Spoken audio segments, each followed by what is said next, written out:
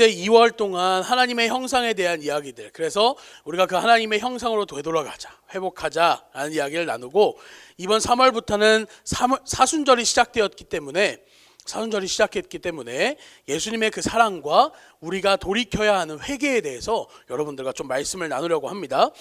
사순절이 시작되었습니다. 우리는 이 기간 동안 예수님의 십자가 고난과 그 길을 묵상하며 우리의 모습을 돌아보고 하나님께 더욱 가까이 가는 시간이 되기를 소망합니다. 그래서 이것을 위해서 여러분들하고 오늘 말씀을 나눌 때 오늘 제목이 사순절을 지켜야 하는 이유입니다. 사순절을 지켜야 하는 이유.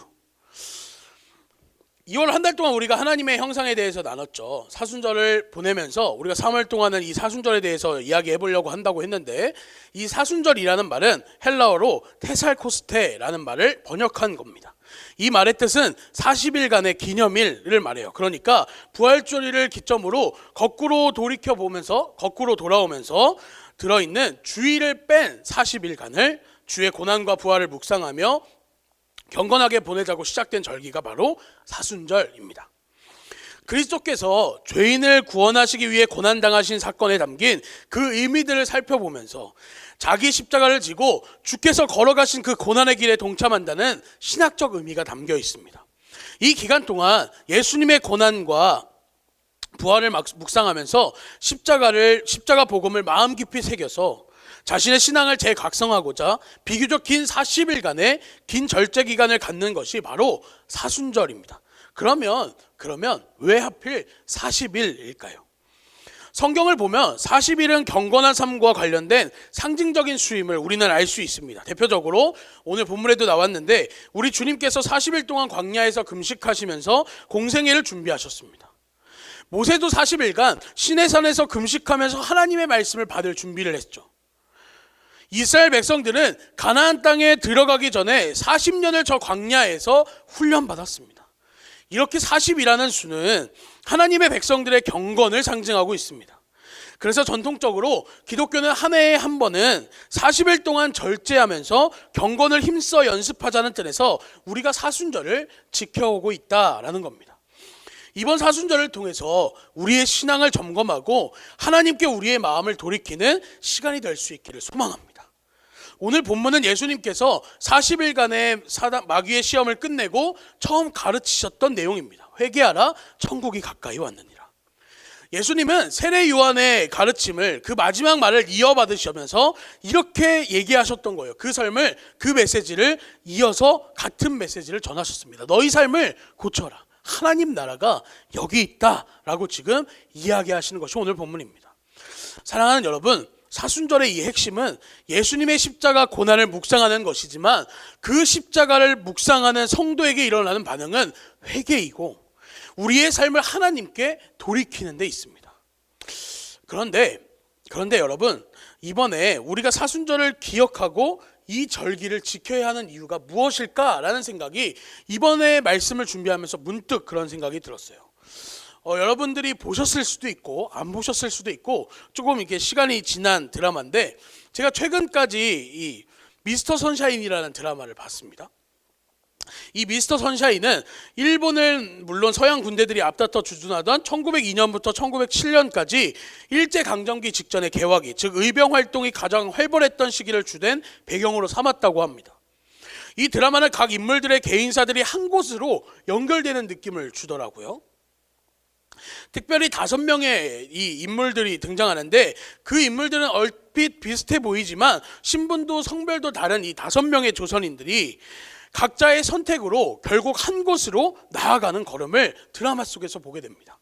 개인사를 하나하나 양파 껍질 벗기듯이 찾아 들어가다 보면 결국 기억의 한편에 고이 숨어있던 무언가를 발견하고 결국 그들의 걸음이 의병들의 행보와 맞닿게 되는 것을 보게 됩니다.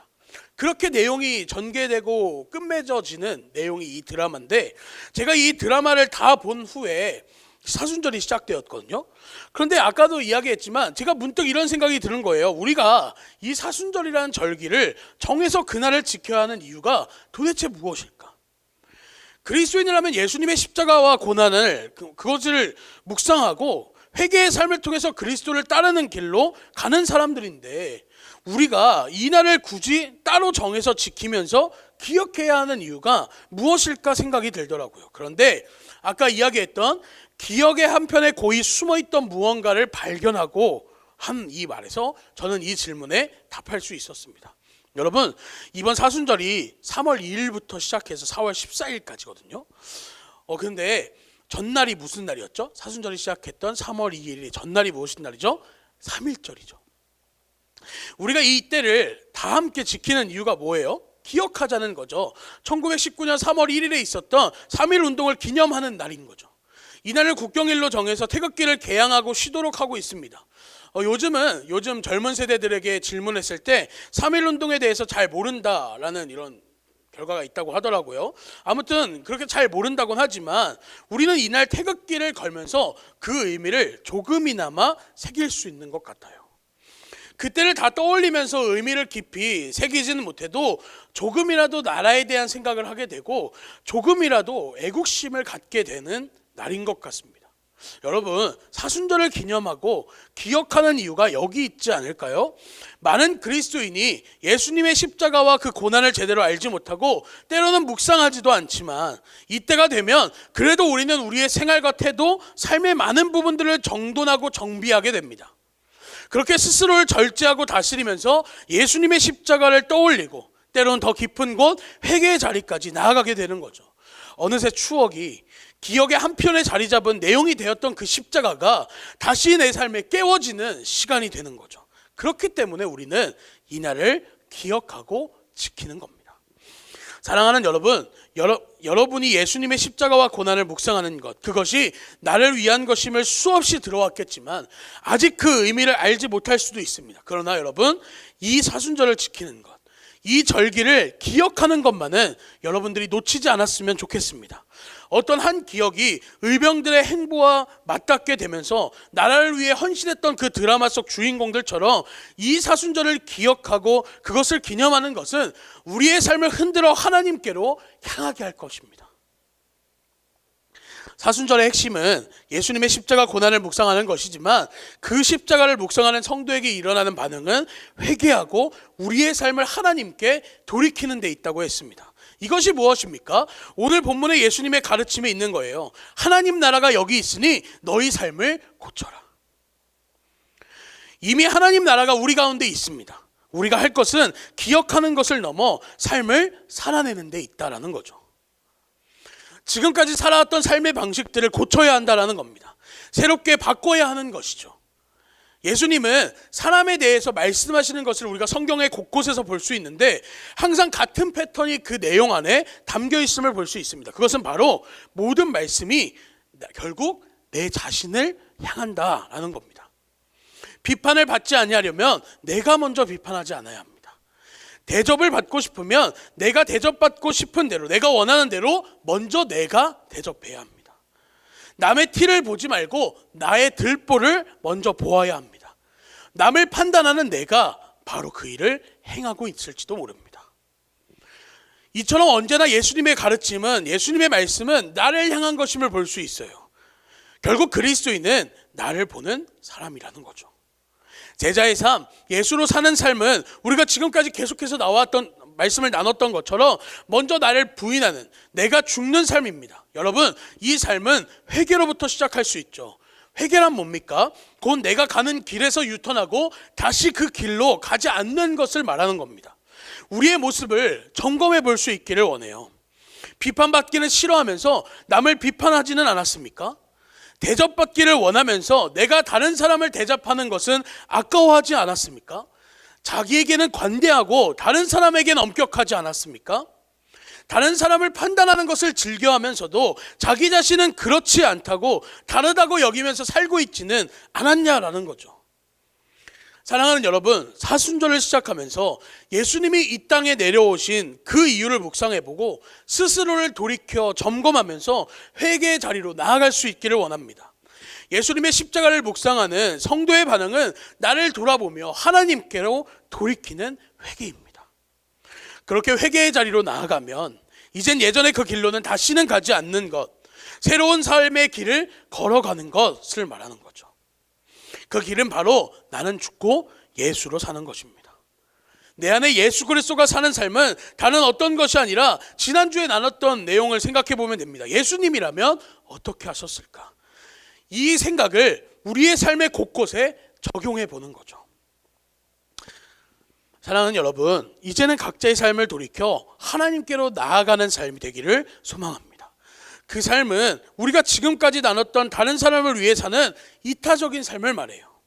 나를 사랑하신 예수님을 따라 우리도 그렇게 사랑하며 사는 삶이 되기를 소망합니다. 사랑하는 여러분, 이 사순절 보내면서 이제 사순절이 시작되었습니다. 사순절이 시작한 만큼 내가 왜 사순절을 기억해야 되는지를 돌아보고, 그 사순절 동안 예수님의 십자가, 나를 위해 이 땅에 오신 예수님을 묵상해보고 생각해보고, 그를 통해 내게 행하신 하나님의 은혜와 내가 걸어가야 하는 예수님을 따르는 그 길을 생각해 보셔서 이 사순절을 여러분들이 경건에 힘쓰고 이 40일 동안 여러분 스스로를 돌이켜보는데 힘쓰는 시간이 되기를 소망합니다. 우리 잠시 제가 기도하고 말씀을 마치도록 하겠습니다. 사랑하는 여러분, 사랑하는 하나님, 살아계신 하나님, 말씀을 우리가 함께 들었습니다. 사순절이 시작되었습니다. 우리의 삶을 돌이켜보고 우리의 삶을 점검하여서 하나님께로 돌이키는 회개의 자리로 나아갈 수 있기를 원합니다. 그리고 회개의 자리까지로 나아가는 것에 그치지 않고 우리의 삶의 곳곳에 적용해보는 예수 그리스도를 따르는 그 삶으로 우리가 나아갈 수 있기를 소망합니다. 하나님, 그것은 우리의 힘으로는 불가능합니다. 성령께서 친히 우리에게 찾아오셔서 하나님의 말씀을 통해 깨닫게 하시고 우리의 모습들을 돌아보게 하심으로 우리가 새로운 삶을 살아갈 수 있도록 하나님께서 우리를 인도하시고 함께하여 주시옵소서. 이들의 삶의 곳곳에서 살아계신 하나님이 드러나게 하여 주시고 이들의 삶의 곳곳에서 예수 그리스도의 향기가 나는 그 삶이 될 수 있도록 하나님께서 붙드시고 인도하여 주시옵소서. 감사드리며 살아계신 우리 주 예수 그리스도의 이름으로 기도드립니다. 아멘.